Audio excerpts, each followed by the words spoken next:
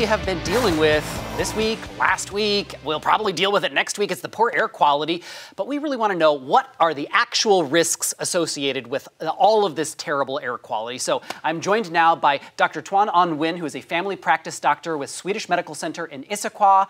Dr. Ngyuen, good morning. Thank you very much for being here. Before we get to your questions, I wanted to let folks know that Dr. Ngyuen is actually going to stick around and answer your questions. We're actually streaming live over on our Facebook page right now. Tanya has the camera over there. So if you have questions, jump on our Facebook page, ask them. He's going to spend some time after the show answering those questions after this segment is over. But let's first start with this outside smoke. How much time can we actually spend outside? Because we do have to live our lives as much as we want to stay inside as much as possible. Yeah, that's a great question. I think the main issue is limiting the amount of exposure to the smoke as much as possible. So I don't think there is a set amount of time that we can recommend that you should be outside and be inside and be safe.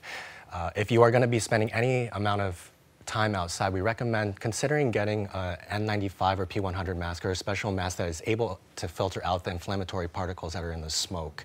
But otherwise, we do recommend limiting exposure to the outside, limiting any physical activity or vigorous activity outside. And is it different for kids or elderly people, people who have respiratory issues, or like pregnant moms? Absolutely. Anybody with any pre-existing respiratory conditions, heart conditions, elderly people, young people, we do limiting exposure as much as possible, especially with children, to limit long-term consequences of developing asthma or any other chronic respiratory condition. So it's smart when we hear like Tacoma is canceling a lot of the outdoor sports. Lots of cities in the region are doing that. And this is something that teams should consider today, not practicing outside. Absolutely. Limiting vigorous physical activity is really important to limit your exposure and the inflammation that can occur inside your lungs. I want to ask about, we've seen kind of on social media this discussion about like, oh, it's like I'm smoking cigarettes, or this number of cigarettes to be outside. That scientifically maybe isn't the best way to describe what's happening to our bodies. Sure.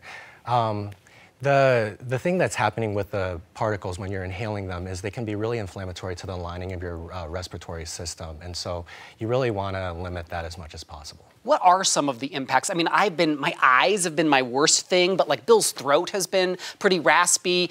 Liz was not feeling physically well yesterday. I mean, like we all have kind of different symptoms. Could you run through the list of things and maybe people at home will recognize what they're feeling? Yeah, I would say the things that we are seeing the most in our clinics are the result of, again, the inflammatory particles. So they can be very inflammatory to the eyes. So lots of irritation with eyes, headaches, and people with chronic respiratory conditions like asthma or COPD coming in with respiratory problems. So we recommend, if you have any chest pain or shortness of breath, that you see your doctor right away to avoid any of the long-term consequences, because it can spiral pretty quickly. Is there any difference about now that the ash has begun falling? Is that more dangerous, or is it basically just the same? It's basically just the same. And again, trying to limit your time outside to limit your exposure to these inflammatory particles that are circulating around in the air. Should I get a mask? I have little kids, and if I need to take them outside, should I put a mask on my kids, or is there any other advice for kids?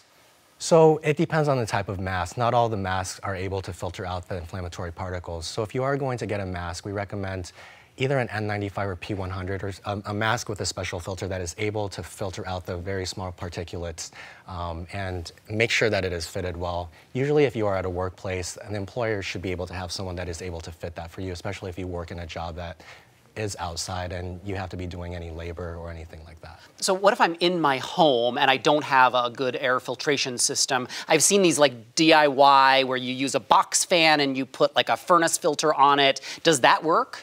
So the important thing with the air filters at home is you want to make sure it's a HEPA filter, so a high-efficiency particulate air filter. And so when you're at home, the best way to limit your exposure is to make sure that you keep the windows closed. Make sure that you have changed your air filter if you haven't changed in a while. That's really important. And then if you're going to run the air conditioning, make sure that you close the clean air intake and run your air conditioner to keep things circulating. This is good information. Thank you. Kind of eases my mind. I mean, it looks awful and it is yucky, but we can endure it if we do the right things. Absolutely. Yeah, great. Dr. Ngyuen, thank you very much for being here. So we're going to continue this conversation. He's going to stick around with us, answer your questions on Facebook Live right now. So hop over to our Q13 News Facebook page. Ask as many questions as you possibly can, because we're going to keep you as long as we can, because you're the smart guy who has all the answers. Thanks very much for being here. Appreciate it. All right, fantastic. MJ, how much longer are we going to have to deal with it is the big question.